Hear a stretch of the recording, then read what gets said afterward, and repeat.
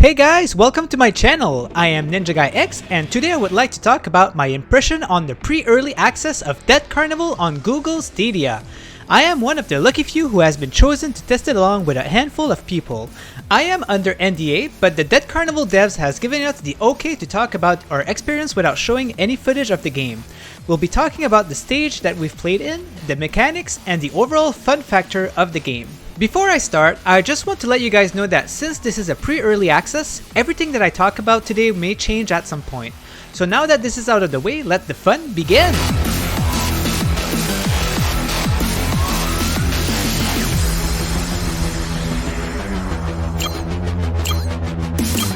So yes, you've heard it right. I am testing the game with Google Stadia. And let me tell you right from the start that it runs great on Stadia. You know, there's no latency issues or anything happening weird on Stadia whatsoever. It is done via a feature called Channels, which is a Stadia tool for playtesting. The way it works is that you give your email to the devs and they enable the game for you in the store. You then need to search in the store for the game and purchase the $0 game. Then that's it. The game is in your library and you can play as much as you want. When starting the game up, there's always a pop-up mentioning that the game might be under NDA and to see any documentation from them if needed. The pre-early test version has two modes, the single player testing, which only throws you in a PvP arena alone. You can't do much other than practice, which is super essential, but I'll be talking about this a little bit later. Then you have the online PvP free-for-all match that you can play for up to 8 players. Testing for crossplay with PC is currently working on the Stadia version and it's pretty good. All you have to do is press the matchmaking button and you get matched easily with everyone else who is queuing for the game. We are thrown in an arena which is similar to the one that you see in the footage here. It's basically a game show environment, but with elements of extreme danger like saw blades and explosive barrels. The arena is also filled with power-ups such as health, armor, and items that fills your special meter. This environment is very well crafted with shortcuts and even spots that needs a little bit of skills to access. I've put a lot of time exploring, but in an online fight, there are still places where I forget I can access when I see others going for it.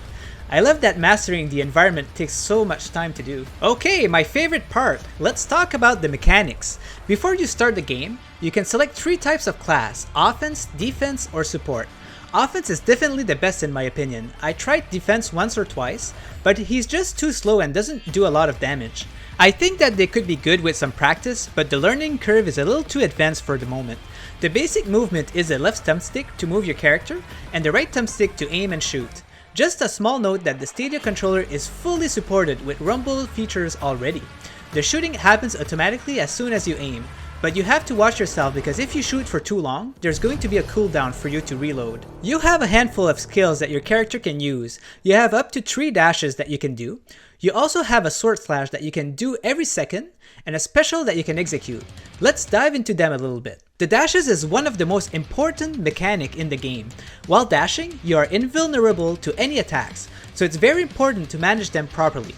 One more extra dash than your opponent can actually make or break a 1v1 fight. You also still have full control of your character movement when you're doing it.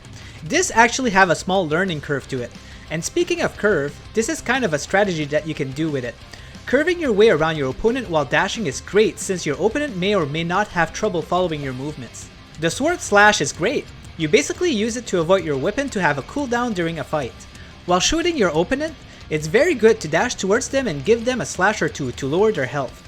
This one time I was in a fight and we were both on a weapon cooldown and they ended up winning simply because their swordplay was better than mine. It felt like a samurai fight to dead. The defensive class actually have a longer cooldown for the sword, but the advantage with it is that a shield is generated in front of you that absorbs all bullets. This is why I previously mentioned that this class is harder to master. Next up is the special attack. You have a special meter that you build up by hitting enemies, destroying objects in the environment, or collecting these red essence on the map. You build up a super attack, but if you wait and build up more, you end up having an ultra attack. These attacks are super worth it, and whenever you see someone execute it, you're like, oh crap. But it's so satisfying when you end up executing it yourself. The super attack is 2 huge Gatling guns popping out of you and does extreme damage to whatever you're aiming. The disadvantage is that you turn very slowly, so if the enemy goes around you, it takes some time to turn around and aim. The ultra attack is basically rockets falling off the sky.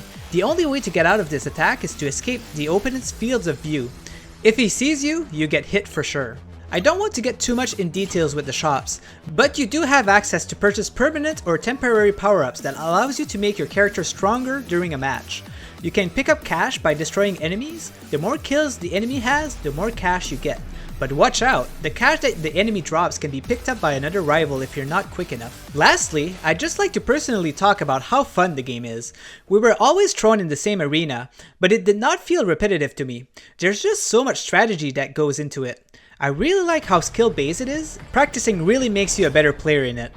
Herbert, one of the dev, sometimes participated in the play sessions, and when I was up against him, it felt amazing just to see what kind of trick he would pull out, and then trying to replicate them. There's still so much to learn with movement and positioning. I like to compare this game with controls of Enter the Gungeon, but with the slight strategy of a MOBA basically. One thing that's crazy to me is that even though it's a pre-early access, I have not encountered a single bug. They've obviously put a lot of time into working on the game. And that's all I had to say about the game for today, guys. Definitely keep this game in your radar if the gameplay is of interest to you. This game has so much more to it that I can't talk about at the moment, so we're going to get constant updates with changes as we play the game. Is this something that you guys would like to be kept up to date with? Let me know in the comments below. Don't forget to subscribe and hit that like button if you enjoyed this content, as it helps me with some things in the background. See you guys on the next video. Bye!